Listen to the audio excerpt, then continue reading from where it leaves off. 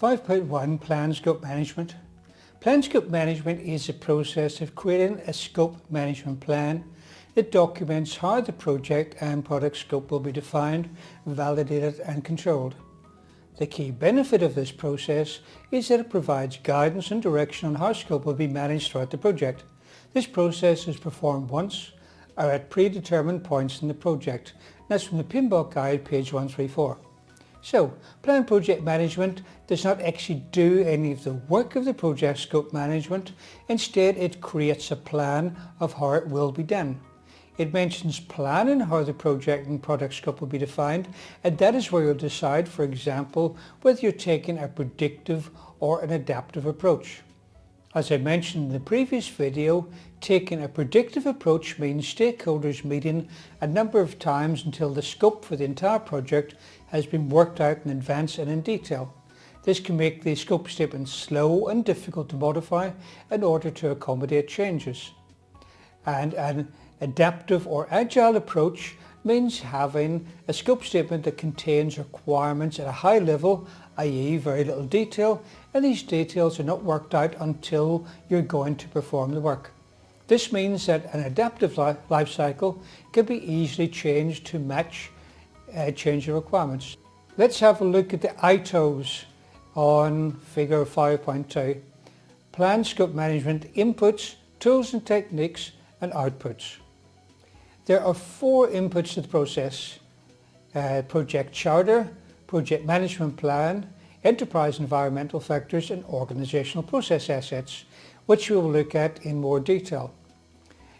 One is a project charter. The project charter is created very early in the project, and so it is quite a brief high-level document, probably just a couple of pages. It is used in this process to provide information on the project purpose, high-level project description, assumptions, constraints and high-level project requirements. The assumptions are what you believe to be true during the project. You don't actually have to prove them, but you do need to routinely check them to find that they're still valid, and of course you need to be able to justify why you believe them.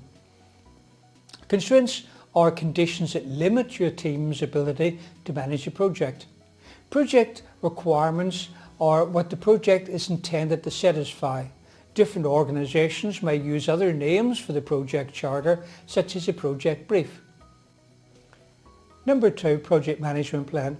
The Project Management Plan is defined as the document that describes how the project will be executed, monitored and controlled and closed. That's an important definition from the PMBOK Guide on page 716.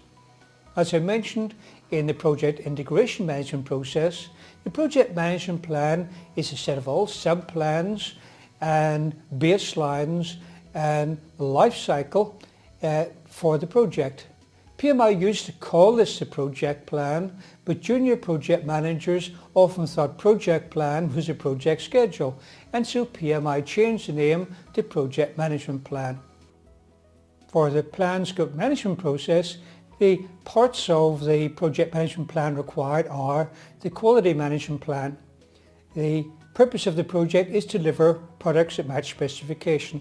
That is, they match the project scope, and so when you're creating the project scope, you need to be aware of the performing organization's quality policy, its quality methodology and any standards that are going to be applied to the project.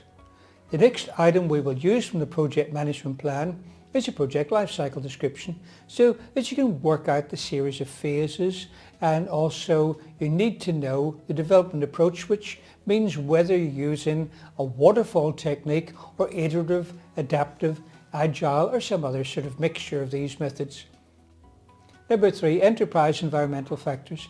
You will recall that these are the conditions which are outside the project environment and outside the team's control, but they do have a direct impact on the project. Enterprise environmental factors that may impact the planned scope management process include organization's culture, infrastructure, personnel and administration, and marketplace conditions. The 4th and final input to this process is the organizational process assets.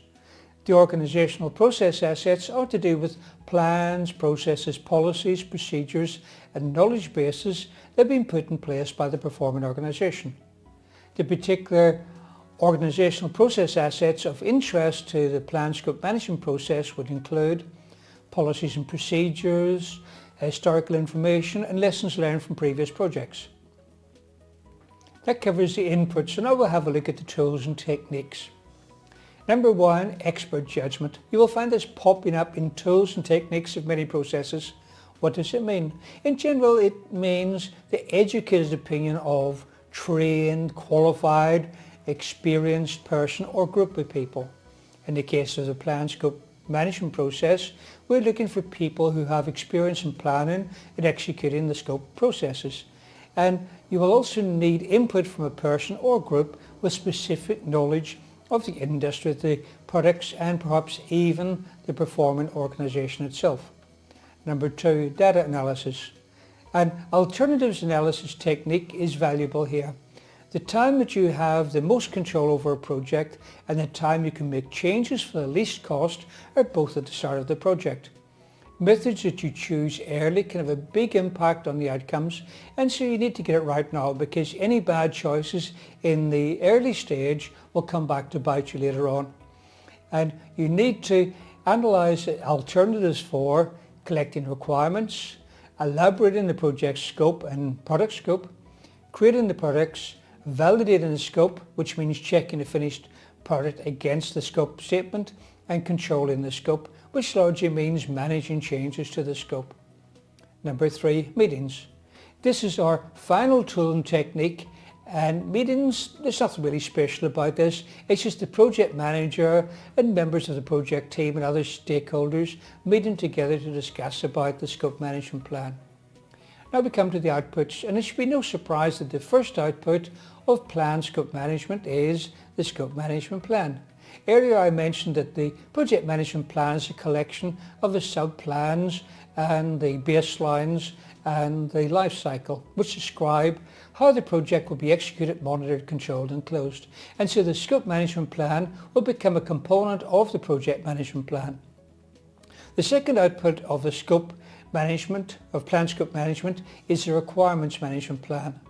The requirements management plan is a component of the project management plan that describes how project and product requirements will be analysed, documented and managed.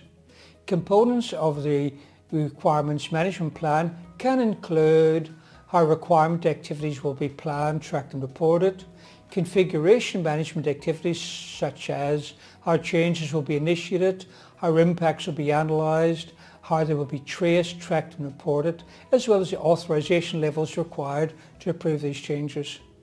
Required prioritization processes. Metrics will be used and the rationale for using them, and traceability structure that reflects the requirements attributes captured in the traceability metrics.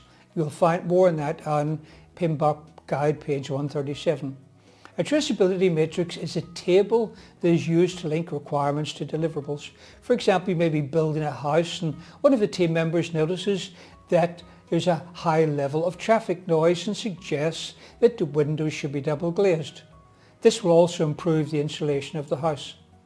This is approved through the change management process system, and a row is added to the traceability matrix, and the typical fields on the traceability matrix would be the requirement number, the requirement description, which in this case is install double glaze into all windows, the requester name, which was the team member who requested, the requester position or requester department, the business justification, which is this will reduce traffic noise and improve heat insulation, the work breakdown structure code. This is the code for the deliverable and the work breakdown structure. We'll be covering the work breakdown structure later in this module.